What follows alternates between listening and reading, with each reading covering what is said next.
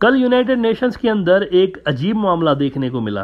India ने America को 440 what का झटका दे दिया। अब तक हो यह रहा था कि अमेरिका और उसके इत्तेहादी, खास तौर पर वेस्ट वाले, इंडिया को चाइना के कंपटीटर के रूप में आगे लाने की कोशिश कर रहे थे। इंडिया को उन्होंने सबसे पहले अफगानिस्तान के अंदर लीड रोल दिलवाने की अटैम्प्ट की। साउथ एशिया में इंडिया को दादा बनाने की कोशिश की उन्होंने।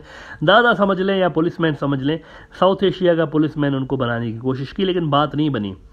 फिर उन्होंने इंडिया को क्वाड के अंदर सेंट्रल रोल दिया, जो कि एक एंटी चाइना मिलिट्री अलायंस है, लेकिन वहाँ भी बात नहीं बनी। फिर उन्होंने इंडिया को यूएस इंडो पैसिफिक स्ट्रेटजी में सेंट्रल रोल दिया। तो क्यों कर रहे थे वो ये सारा कुछ? अमेरिका और उसके जो वेस्टर्न हवारी हैं वो ये सब कुछ क्यों कर रहे थे? क्योंकि अमेरिकी और वेस्ट वाले समझ रहे थे कि इंडिया के जरिए हम चीन को घेर सकते हैं। अच्छा, इन सारी चीज़ों की वजह से इंडिया चाइना टाइज कम से कम डाउन होते रहे और अमेरिका और वेस्ट जो है वो काफ़ी खुश रहे इस पे। लेकिन मीनवाइल इंडिया यूक्रेन के मामले में वेस्टर्न कैंप से अलग थलग नज़र आया और इंडियन डिप्लोमेट्स ये कहकर अपनी पोजीशन जस्टिफाई करते रहे कि हम रूस के खिलाफ तो आपकी हेल्प नहीं कर सकते, since we have defence interest in Russia, और हमारे बहुत सारे जो इक्विपमेंट्स हैं वो मेड इन रशिया है। हमें उनके इक्विपमेंट्स की जो पुर्जे हैं और उनकी जो सर्विसिंग है उसके लिए रशिया की नीड है हमें। लेकिन उन्होंने कहा कि चीन के खिलाफ हम आपके साथ देंगे, हर जगह जहां आप कहेंगे, जब कहेंगे, हम आपके साथ होंगे अगेंस्ट चाइना। लेकिन कल एक अजब वाकया पेश आया यूनाइटेड नेशंस के अंदर। मित्रों, हुआ यह है कि अमेरिका और पूरे वेस्टर्न ब्लॉक ने मिलके यूनाइटेड नेशंस में एक रिजोल्यूशन पेश की चाइना के खिलाफ कि चीन जो है, इसका जो जिंजियांग का इलाका है, यहाँ पर मुसलमानों के खिलाफ चाइना ह्यूमन राइट्स की वायोलेशन कर रहा है। इस पर डिबेट होनी चाहिए, यूनाइटेड नेशंस के फोरम पे डिबेट होनी चाहिए।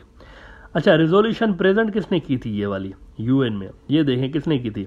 America, UK, Canada, Denmark, Sweden, इन्होंने ये सारी की थी और इट वाज को supported by many other countries, mostly western countries. अब अमेरिका को उम्मीद थी कि ये रिजोल्यूशन पास हो जाएगी, लेकिन वोटिंग के दौरान जब वोटिंग हो रही थी ना, देखिए क्या हुआ है वहाँ पे।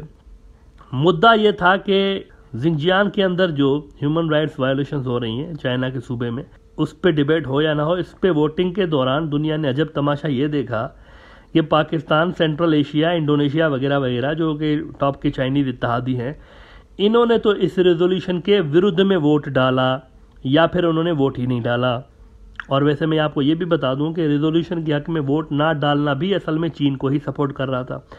लेकिन वेस्ट और अमेरिका को शौक तब लगा जब इंडिया, अमेरिका का मित्र, अमेरिका का दोस्त, जो कहता था कि हम तो चाइना के खिलाफ हर मैदान में सबसे आगे होंगे, अमेरिका से भी आगे होंगे, वो इंडिया अमेरिका के एंटी चाइना रेजोल्यूशन में वोटिंग के वक्त दौड़ गया कि नहीं भाई, हम तो चाइना के खिलाफ वोट नहीं डाल सकते ना। अमेरिकी और वेस्ट वाले सोच रहे हैं कि यार एक मिनट, इंडिया हमारे ब्लॉक में क्यों है?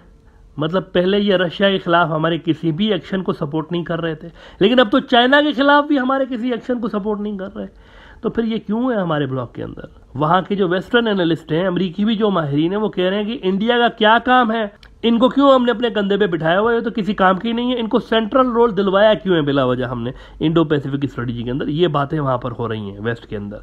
याद रहे कि यूएस इंडो पैसिफिक कमांड जो है, उनकी जो नेवी है ना अमेरिका की, इन्होंने इस रीजन का नाम ही तब्दील किया था, इंडो पैसिफिक कमांड उन्होंने किया था। पहले उसका था US Pacific command. Basically it was a signal कि अब इंडिया जो है ना, वो हमारी कंटेनमेंट ऑफ चाइना पॉलिसी का सेंट्रल पिलर है, लिहाजा हम अपनी पैसिफिक कमांड का नाम चेंज करके इंडो पैसिफिक कमांड कर रहे हैं।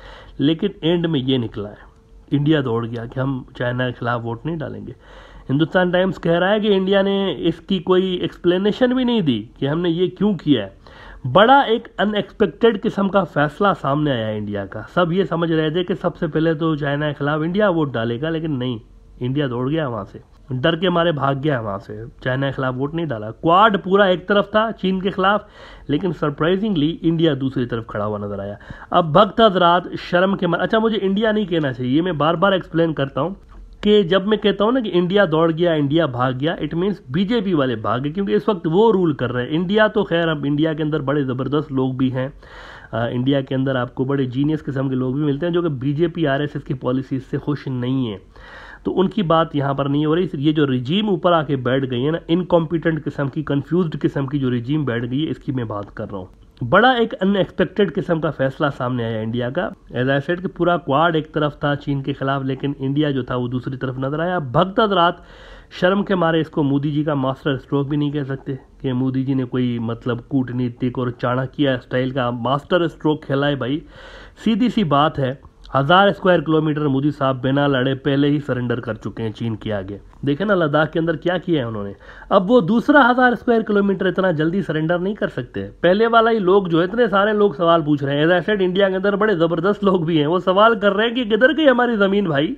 ये 1000 स्क्वायर किलोमीटर लद्दाख में हमारा गया तो गया किधर? चाइना ऊपर आके बैठ गया और हम लड़े ही नहीं, ऐसा ही दे दिया है। तो मोदी साहब इतना जल्दी दूसरा 1000 स्क्वायर किलोमीटर नहीं सरेंडर करना चाहते। पहले वाला ही अभी तक एज आई सेड वो सेल नहीं कर पाए अपनी पब्लिक को।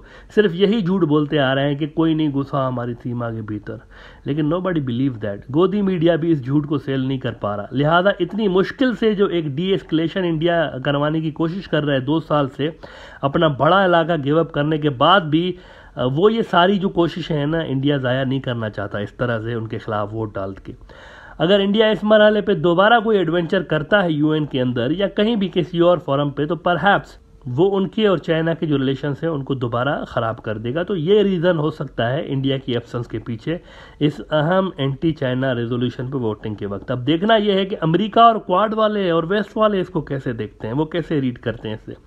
It won't be easy for Indian diplomats to sell this decision.